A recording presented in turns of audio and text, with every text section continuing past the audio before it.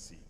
Distinguished ladies and gentlemen, it's my pleasure to respectfully invite for her goodwill message the Deputy Governor of Ogun State, Engineer Noimot Salako-Oyedele, Fellow of the Nigerian Society of Engineers. Please, can we put our hands together for her?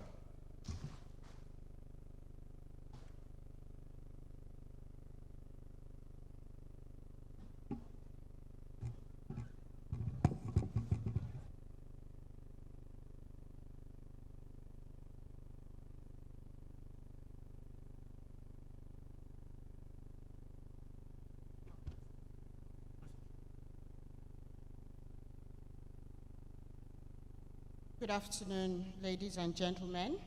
Please permit me to adopt the already well-established protocols, but I would like to acknowledge the presence of His Excellency, the Vice President of Nigeria, Senator Shetima, here represented by His Excellency, Engineer Babagana Zulum, the Governor of Borno State.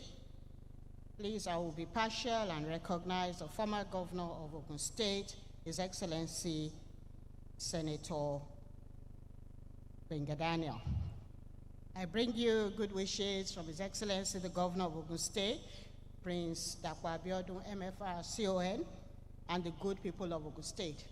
It's my pleasure and truly an honor for me to be here today to address this august gathering, the 31st Engineering Assembly.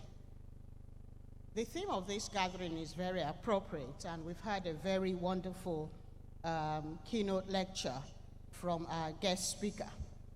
And I thought to myself, I was sitting next to him, was this man looking at my notes before he came here? Because we were sort of thinking the same way. He's an engineering ambassador. I'm a politician, an engineer in politics. And every time I look at everybody in the political space, I think, where are the engineers? We need more engineers. We need more engineers. And as his remarks were going, and he was like, I was nodding and thinking, yes, that's what I wanted to say. So even though he's taking the wind from my sails, I'll still put a few comments together, so at least you hear it from my mouth and in my own words as well. This is a cause that is very dear to me, and I believe that it holds great importance, not only for the engineering community, but also for our nation as a whole. I firmly believe that engineers should play more active roles in politics and be granted exclusive preserve to head engineering MDAs. However, if we are not in that space, then we cede that position to non-engineers. This has happened in the past. We must not let it happen again.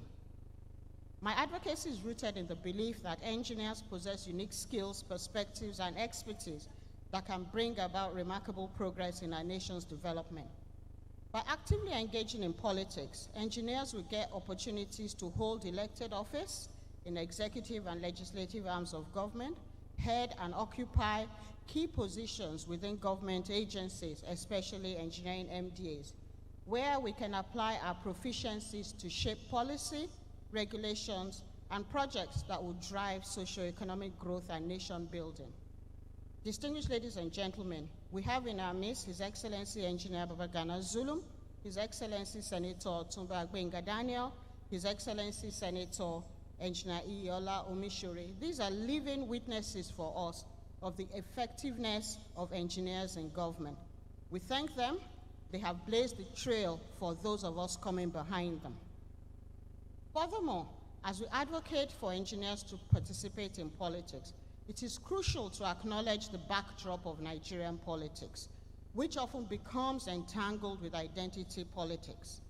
In our diverse nation, it is imperative that we, as engineers, focus on uniting under a common purpose, rather than allowing our ethnic, religious, or regional differences to divide us. By fostering a strong sense of identity as engineers, we can create a unified front that transcends divisive politics. Let us embrace the values of inclusivity, tolerance, and understanding, celebrating the diverse perspectives and experiences that each engineer brings to the table.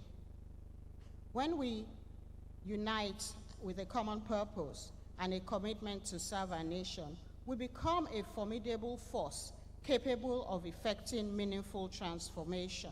We can harness the power of our collective expertise to drive positive change and shape an inclusive and prosperous future for all Nigerians. I urge all engineers present here today to actively seek opportunities to engage in politics. This doesn't necessarily mean seeking elected office. You can support candidates and you can be opinion molders. This involvement will get our voices heard at the table during policy-making processes. As a famous saying goes, if you're not at the table, you're on the menu. Let us make our voices heard and take proactive steps towards shaping a future where engineering and engineers take center stage in our nation's development agenda. We have been on the menu for too long. Together, we can pave the way for a brighter, more prosperous Nigeria. In closing, I would like to commend the President of COREN, Engineer Professor Sadiq Z. Abubakar, FNSC, and all members of Council, and the formidable team led by Engineer Goodwill, who have put together this 31st General Assembly for a job well done. Let this be a platform for fruitful discussions, exchange of ideas, and collaborations that will facilitate the empowerment of engineers and the realization of our great nation's full potential. Thank you very much for listening. God bless you all.